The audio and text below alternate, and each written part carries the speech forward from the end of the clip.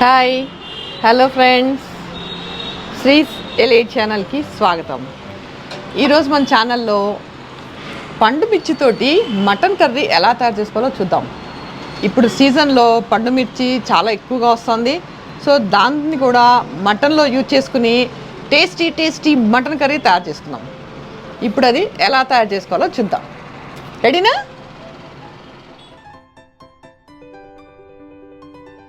First పండు మిర్చిని mixie జార్లో వేసి పేస్ట్ చేసి ఒక బౌల్లో తీసి పక్కన పెట్టుకుందాం.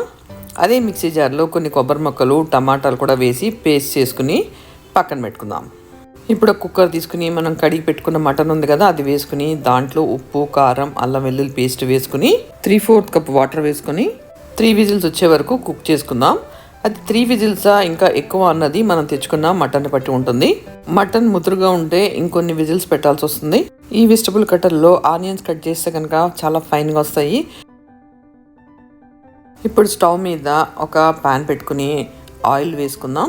ఆయిల్లో ఎలాచి, లవంగ, దాల్చిన, అనాస పువ్వు, పెద్ద లవంగం, బిర్యానీ ఆకు కూడా వేసుకుని ఫ్రై చేసుకుందాం. అవి ఫ్రై అయిన తర్వాత మనం కట్ చేసి పెట్టుకున్న ఆనియన్ ఉంది కదా, ఆనియన్ వేసుకుని దాంట్లో పసుపు, అల్లం వెల్లుల్లి పేస్ట్ వేసుకుని ఉల్లిపాయ సాఫ్ట్ అయ్యే వరకు కూడా ఫ్రై చేసుకుందాం. ఉల్లిపాయ ఫ్రై అయిన తర్వాత టమాటో, కొబ్బరి పేస్ట్ చేసుకున్నాం కదా, ఆ పేస్ట్ వేసుకుందాం. తర్వాత పండుమిర్చి పేస్ట్ కూడా వేసుకుందాం. పండుమిర్చి పేస్ట్ వేస్తాం కాబట్టి ఇంకా కారం వేయవలసిన అవసరం ఉండదు. పండుమిర్చిలో కొంచెం పచ్చిదనం పోయే వరకు ఫ్రై చేసుకుని దానిలో జీలకర్ర పొడి, ధనియాల పొడి, ఉప్పు వేసుకుని అన్నీ బాగా కలుపుకుని గ్రేవీ నుంచి ఆయిల్ బయటకు వచ్చే వరకు ఫ్రై చేసుకుందాం. కుక్కర్ మూత ఓపెన్ చేసి ముక్క ఉడికిందేమో చెక్ చేసుకుందాం. మాంసం చక్కగా ఉడికిపోయింది. దీన్ని ఆల్రెడీ మనం చేసి పెట్టుకున్న గ్రేవీలోకి వేసుకుందాం. ముక్కలోకి గ్రేవీ వెళ్ళాలి కదా, అందుకని లిడ్ పెట్టి మనకి కావాల్సిన కన్సిస్టెన్సీ వచ్చే వరకు కుక్ చేసుకుందాం. ఇంకా 1 మినిట్లో స్టవ్ ఆఫ్ చేసేస్తాం అనుకున్న టైంలో గరం మసాలా వేసుకోవాలి. నా కాన్సెప్టే లెస్ ఆయిల్ రెసిపీస్ కాబట్టి దీంట్లో కూడా ఆయిల్ చాలా తక్కువ వేసాను.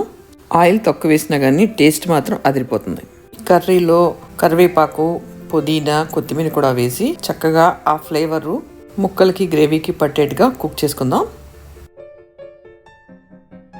ఫైనల్గా కచ్చా పచ్చా నూరుకున్న వెల్లుల్లి పీసెస్ను కూడా వేసుకుని ఒక 1/2 మినిట్ పాటు కుక్ చేసుకుని స్టవ్ ఆఫ్ చేసుకుందాం. మటన్ పీసెస్ని ముందుగా మనం బాయిల్ చేసి తర్వాత గ్రేవీకి యాడ్ చేయటం వల్ల మటన్ కర్రీ డార్క్ కలర్లో కాకుండా మంచి కలర్ఫుల్గా ఉంటుంది. ఈసారి మీరు మటన్ చేసినప్పుడు ఇలా ట్రై చేసి చూడండి.